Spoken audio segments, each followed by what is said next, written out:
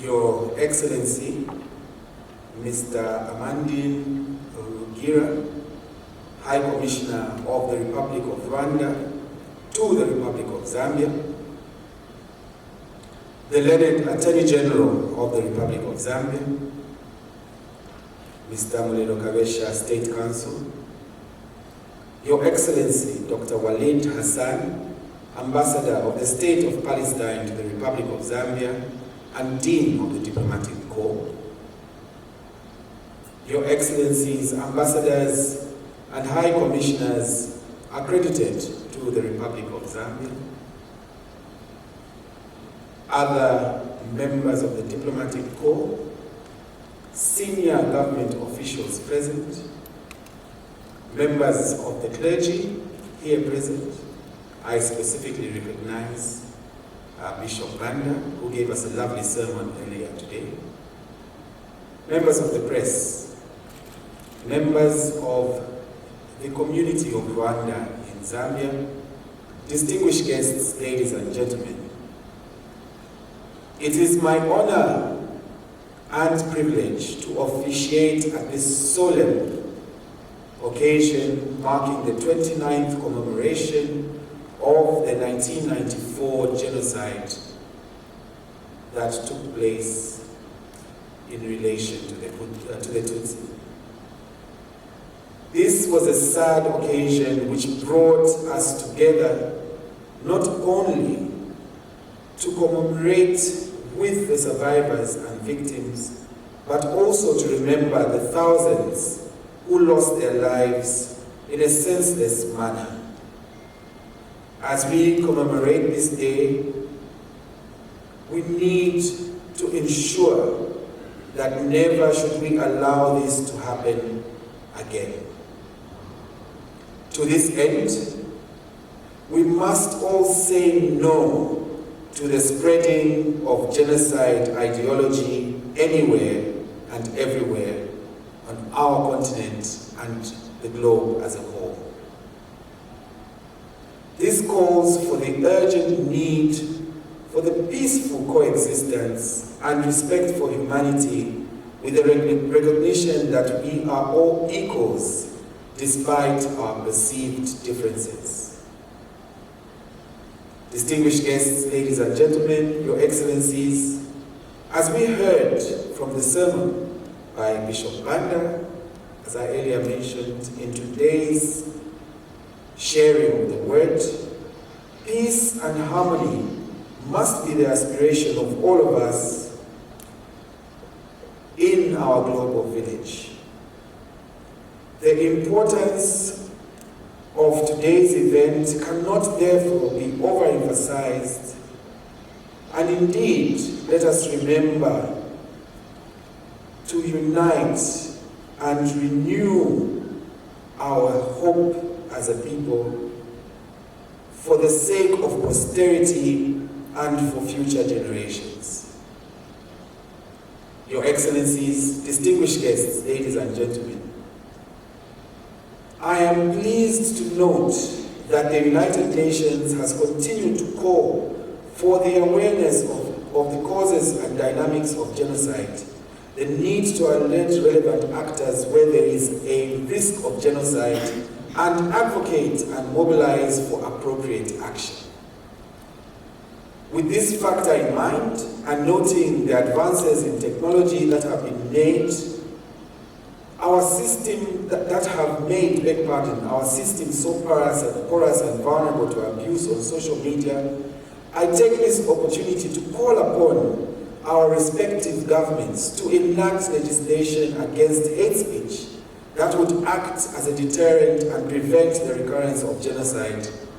in our countries and indeed anywhere on the globe. Your Excellencies, distinguished guests, ladies and gentlemen, as advanced by the former Commonwealth Secretary General Kamalesh Sharma,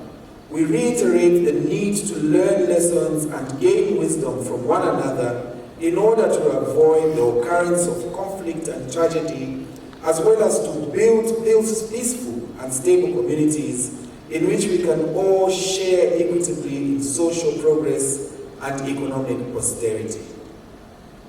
I wish in this regard, on behalf of His Excellency the President, Mr. Haimbe Hichilema, and indeed on behalf of the government of the Republic of Zambia, to reaffirm our commitment to supporting all efforts, including at the United Nations, the Commonwealth, the African Union, and indeed at regional levels, aimed at ensuring that we continue working together in advocating for reconciliation and peaceful coexistence amongst our people for our mutual growth. Your Excellencies, distinguished guests, ladies and gentlemen, I also wish to reaffirm our government's commitment to continue to pursue African-driven initiatives to prevent conflict, including the African Union Continental Structural Vulnerability and Resilience Assessment Process. The SAID process is a tool, as you know, which is designed to assess the vulnerability of countries to conflict through the identification of drivers of violent conflict, including socio-economic, good governance, rule of law, democracy and human rights, security, education, amongst others. Your Excellencies, distinguished guests, ladies and gentlemen, with the existence of initiatives on conflict prevention, such as that above mentioned, and the process referred to above, being championed by the African Union under the peace and security architecture, I therefore call upon us all to play our respective role as African countries by ensuring that we support the implementation of the SAID initiatives, which may help deter perpetrators of genocide. I wish to conclude by comparing the proverbial rising of the phoenix from the ashes to the people of Rwanda, who with their spirit of fortitude have embraced a process of healing and reconciliation as a good example to many on the continent. Indeed, from the video that we have seen this afternoon, there is no doubt that the people of Rwanda truly fit the example of a phoenix that has been mentioned and have risen from the ashes. I note in particular that the table at which I have been placed this evening, this afternoon, is named Akagera,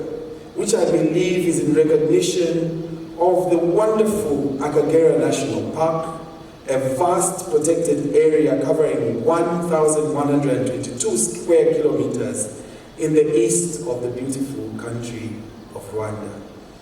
I take this as an invitation to visit this wonderful reserve, which I heartily accept. This is a symbol of how we all can grow out of a tragic situation through resilience. I urge the people of Rwanda to continue to be a shining example to us all. Distinguished ladies and gentlemen, Your Excellencies, I thank you.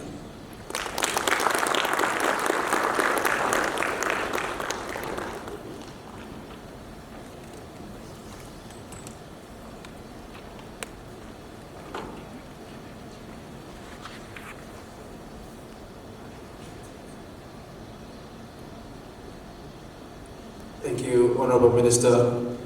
for your thoughtful remarks on this